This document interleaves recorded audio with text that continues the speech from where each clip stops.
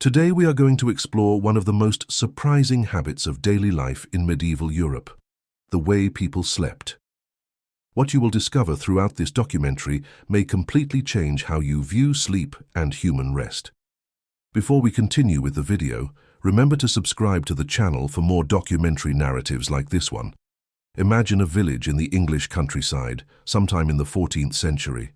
The sun has just disappeared behind the hills, and darkness takes over everything with a speed the modern world has long forgotten. There are no streetlights in the dirt alleys, no electric bulbs shining behind windows, no bluish glow from any screen illuminating people's faces. There is only fire, the embers burning inside the hearth, and perhaps a tallow candle that will soon be extinguished to save resources. It is in this setting, in this dense and enveloping darkness, that a story few people know begins. A story about how millions of people slept before artificial light transformed the night forever. For centuries, historians and scholars almost completely ignored what happened after the sun went down. The night was treated as an empty interval between 2 days, an unimportant period without records and without history. However, in recent decades, meticulous research has begun to reveal that the medieval night was much richer and more structured than anyone could have imagined. The American historian A. Roger Kirch, a professor at Virginia Tech, dedicated more than 20 years of his career to scouring archives, diaries, court records, medical texts, poetry, and personal correspondence from all over Europe. The result of this monumental effort was published in his seminal work, which mapped the nocturnal culture of the West from the late Middle Ages to the beginning of the Industrial Era. What Kirch found, hidden in hundreds of references scattered through centuries of documents, was a revelation that challenged everything known about human sleep. The central discovery was apparently simple, yet profoundly unsettling to the certainties of modern life. Before the Industrial Revolution, most people in the West did not sleep continuously through the night. Sleep was divided into 2 distinct periods, separated by an interval of wakefulness that could last from 1 to 2 hours. Medieval Europeans called these periods the first sleep and the second sleep. In France, the term was premier somme. In Italy, primo sonno. The practice appeared so naturally in the texts of the time that authors did not even feel the need to explain it. It was simply a part of life, as obvious as eating when feeling hungry or drinking when feeling thirsty. No one questioned this way of sleeping because no one considered it strange.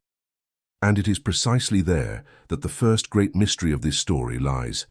How could something so universal disappear so completely that the modern world forgot it ever existed? To comprehend this practice, one must first understand what the night meant to an average person in medieval Europe. And what the night meant, above all, was darkness. A darkness that the inhabitant of any modern city has never experienced. When the sun set, the world was transformed radically.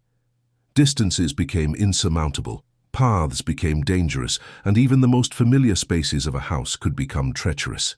Outside, ditches, rivers, ravines, and uneven paths made any nocturnal travel a risky activity. Court records from the era document numerous cases of people who fell into ditches or streams during the night, often with fatal consequences. Artificial lighting existed, but it was fragile, expensive, and unequally distributed. The poorest families, who constituted the overwhelming majority of the population, relied on extremely rudimentary light sources. The most common among peasants was the rushlight, a kind of primitive candle made from the porous pith of rushes gathered in marshes and wetlands. These rush stalks were peeled, dried, and then dipped in animal fat, usually mutton tallow or pig lard. The result was a weak and flickering light source that could last between 10 and 30 minutes, depending on the size and quality of the material. To keep a house even minimally lit throughout an entire night, it would be necessary to prepare and burn dozens of these rushlights, a consumption of resources that few families could afford. Tallow candles, made from animal fat molded around a linen or cotton wick, lasted longer and produced a steadier flame, but they had disadvantages. Tallow released an unpleasant odor and produced smoke and soot that blackened walls and objects. Furthermore, their production required a substantial amount of animal fat, a resource far too precious to be wasted solely on lighting. Therefore, even tallow candles were used sparingly. At the top of the medieval lighting hierarchy were beeswax candles. Clean, bright, and without an unpleasant odor, these candles were the standard of excellence for the time. However, their cost made them an exclusive privilege of the nobility and the clergy. Medieval churches required the use of beeswax in their rituals, not only for the quality of the light but for a symbolic reason. Worker bees do not mate with the queen, and therefore the wax was considered a pure material suitable for illuminating sacred spaces. For the vast majority of the population, however, it was an unattainable luxury. The practical consequence of this reality was that darkness ruled the night absolutely. When the sun disappeared, most activities simply ceased, not out of laziness or lack of will, but because of a concrete impossibility. Working, cooking, mending clothes, tending to tools, all of this depended on visibility, and visibility depended on the sun. When it departed, active life ended, and the human body, exhausted by an entire day of intense physical labor, began to prepare for rest. And here we reach the central point of this narrative. The medieval night, especially during winter, was extraordinarily long. In the northern regions of Europe, such as Scandinavia, Scotland, or northern Germany, darkness could extend for 14 hours or more during the coldest months. Even in more southern latitudes, such as central France or the Po Valley in Italy, winter nights easily exceeded 12 hours of darkness. Staying awake throughout this entire period would be impractical, exhausting, and a waste of energy in an era when every calorie counted. Staying asleep continuously for 14 hours also did not correspond to the natural functioning of the human body. The solution found by medieval populations was, therefore, elegant in its simplicity. Sleep expanded and divided to fill the night in a balanced way. The first sleep began shortly after sunset, usually between 8 and 9 in the evening, although this varied according to the season and latitude. After a full day of manual labor, the body quickly entered a state of rest. There was no need for elaborate rituals to induce sleep, no relaxation techniques, no conscious effort to fall asleep. Physical exhaustion took care of everything. Peasants who had spent the day plowing fields, carrying water, feeding animals, chopping wood, or repairing fences simply lay down and slept. Artisans who had worked for hours in their workshops did the same. The first sleep was typically the deepest and most restorative phase of the night, absorbing the fatigue accumulated throughout the day like a sponge absorbs water. This first period of rest lasted on average between 3 and 5 hours. It was a dense, heavy, practically motionless sleep.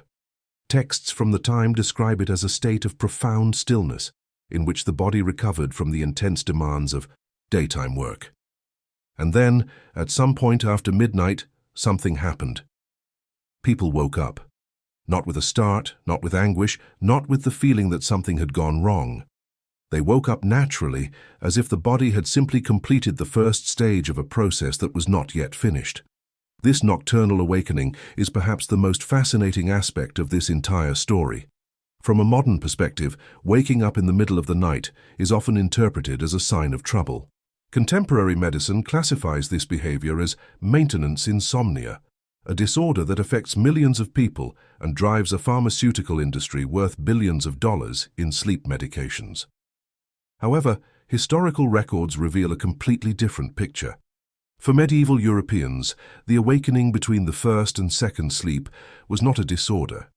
It was an expected and perfectly normal part of the structure of the night.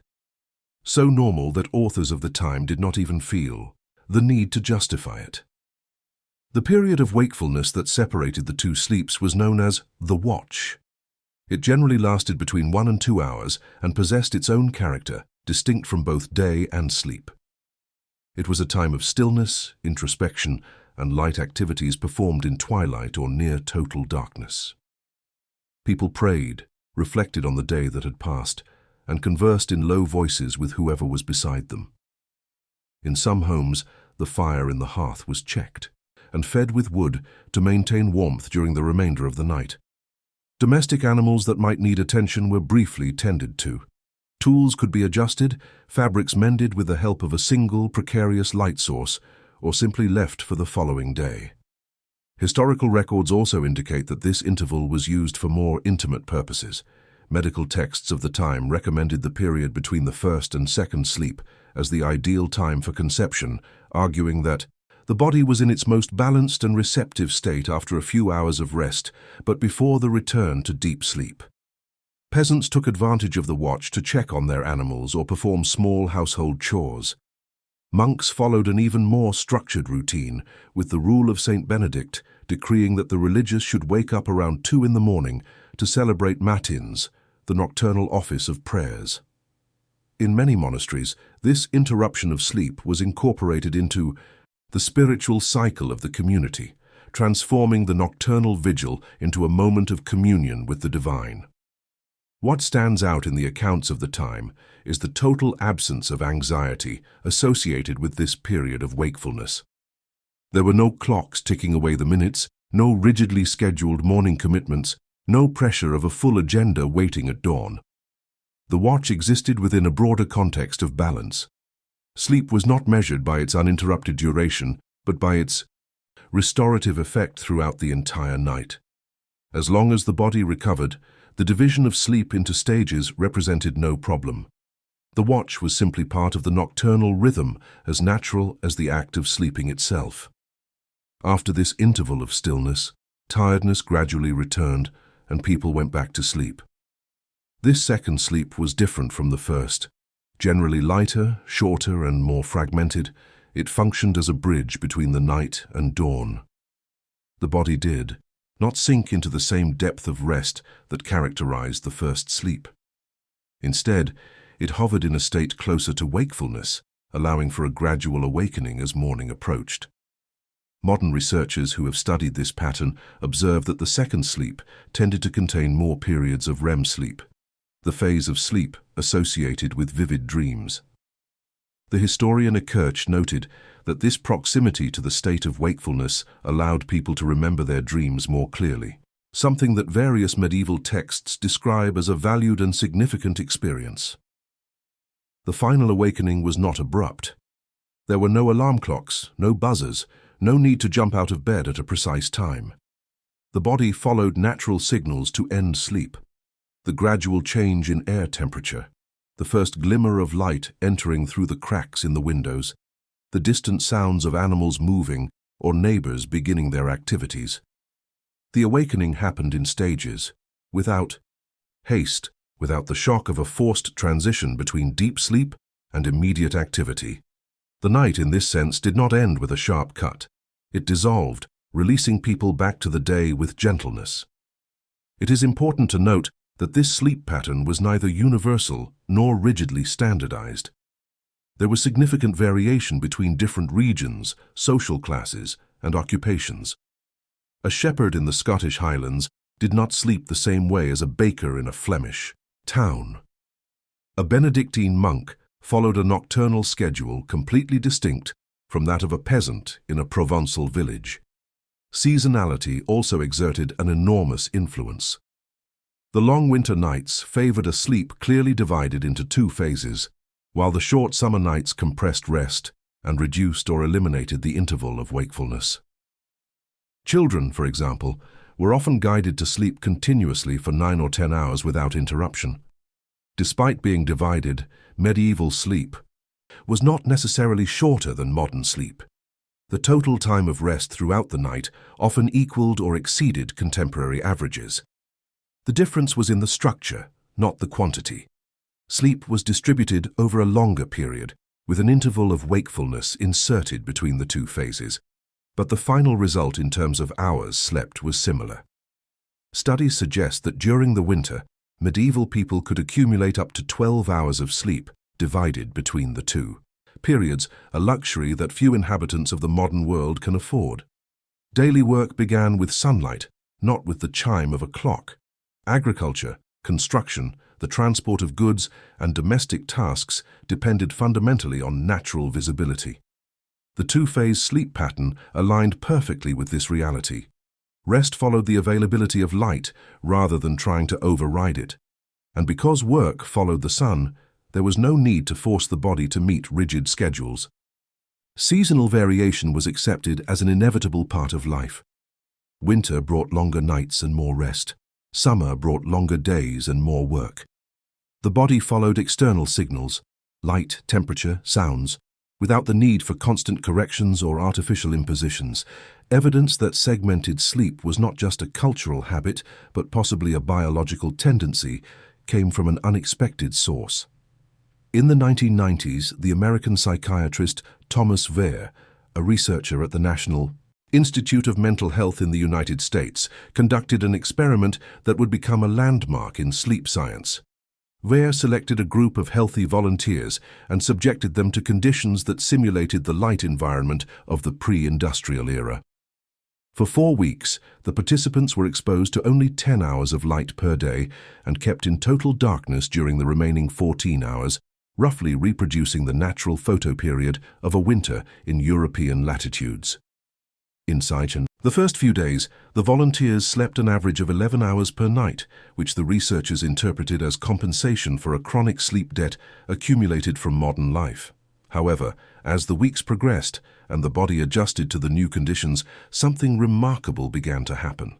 By the 4th week of the experiment, the participants had spontaneously developed a bimodal sleep pattern.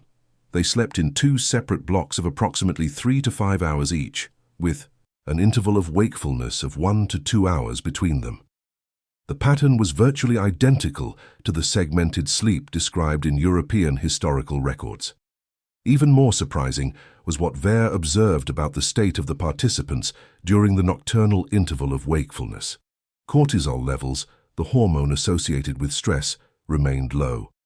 The production of prolactin, a hormone linked to a sense of calm and well-being, was elevated.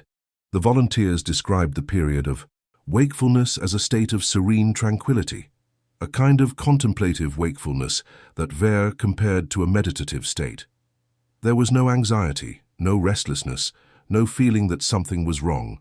There was only a calm and wakeful awareness in the silence of the night. The results of Weir's experiment provided a scientific basis for what historical records had already suggested. Human sleep, when released from the restrictions imposed by artificial lighting and industrial schedules, naturally tends to organize itself into 2 phases, separated by a period of quiet wakefulness. This tendency seems to be inscribed in human biology, not just in the cultural habits of a specific era. Chimpanzees, for example, remain awake during about 20% of their sleep period, and biphasic activity patterns are common in various other mammals. The discovery that humans also spontaneously adopt biphasic sleep when deprived of artificial light helped resolve this apparent evolutionary anomaly. So how and why did this millennial pattern disappear? The answer is directly linked to one of the greatest technological transformations in human history, the conquest of the night by artificial light. The process was slow and uneven, stretching over several centuries. The first significant changes came with the gradual lowering of the cost of candles and the improvement of oil lamps during the early modern period. In the 18th century, gas lighting began to appear on the streets of major European cities, radically transforming the urban nocturnal landscape. London, Paris, and other capitals gained a new life after sunset, with cafes, theaters, and public spaces remaining open until increasingly late hours. The invention of the incandescent electric light bulb at the end of the 19th century dramatically accelerated this process. Electricity allowed artificial light to become cheap, reliable, and universally accessible. People could remain awake for much longer after sunset, and they gradually began to do so. Bedtimes were pushed later and later, while wake-up times remained relatively stable, dictated now not by sunrise, but by the demands of industrial work. The Industrial Revolution brought with it not only new lighting technologies, but also a new mentality regarding time. Productivity and efficiency became the dominant values of the 19th century. time began to be measured, controlled, and optimized as never before. Clocks became omnipresent and authoritarian. The factory whistle replaced the rooster's crow. The work shift replaced the natural cycle of the day.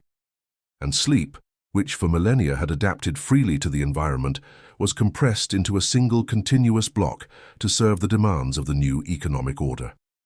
As the night effectively shortened, thanks to artificial light, the need to divide rest into two phases disappeared. Staying awake until later became possible and, eventually, habitual.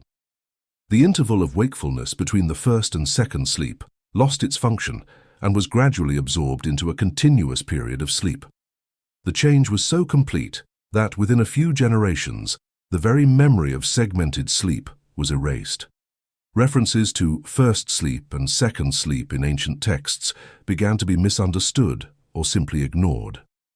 What for millennia had been the dominant way of sleeping in the West became, in a matter of decades, i.e., forgotten historical curiosity.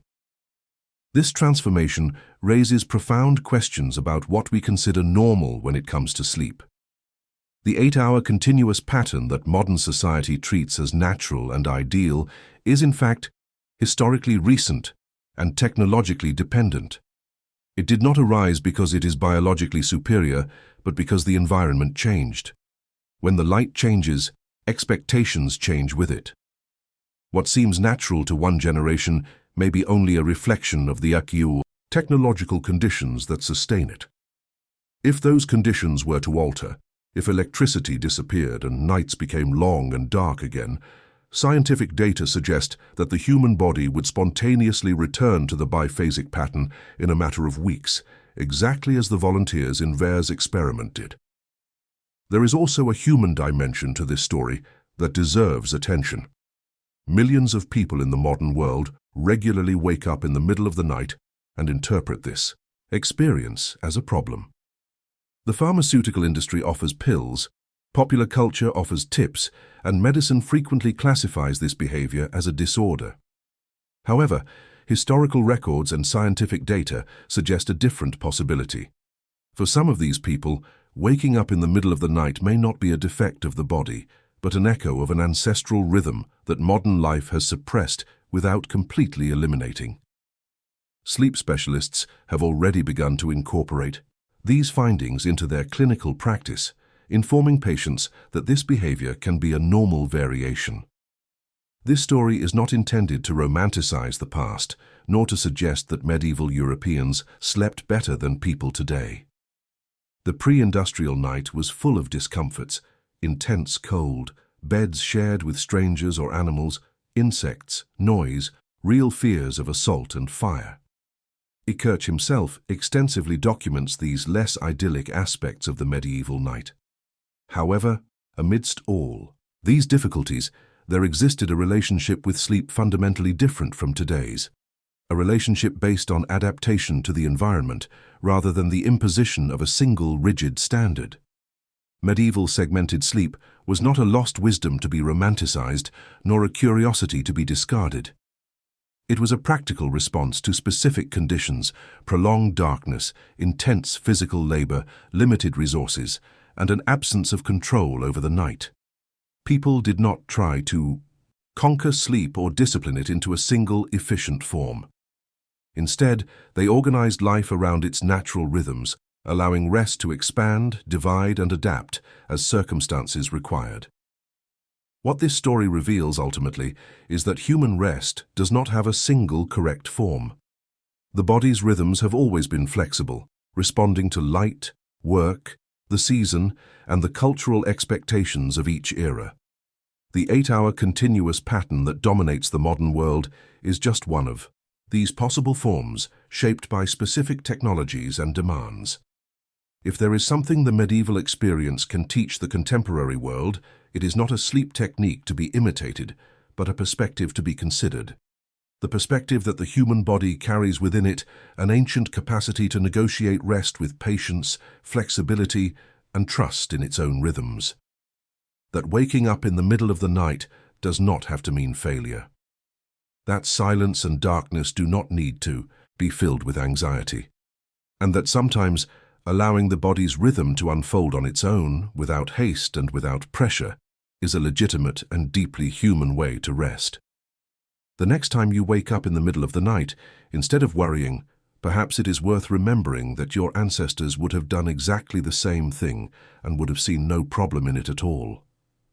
If this journey through the nocturnal history of humanity has sparked your curiosity as much as it awakened medieval Europeans in their silent dawns, subscribe to the channel and turn on notifications so you don't miss the next documentaries. Leave a comment telling us about your relationship with sleep, if you also wake up in the middle of the night, or if you were already familiar with this ancestral practice. Every like and every share helps this content reach more people who, just like you, seek to better understand the history that shaped the world we live in. Until the next documentary.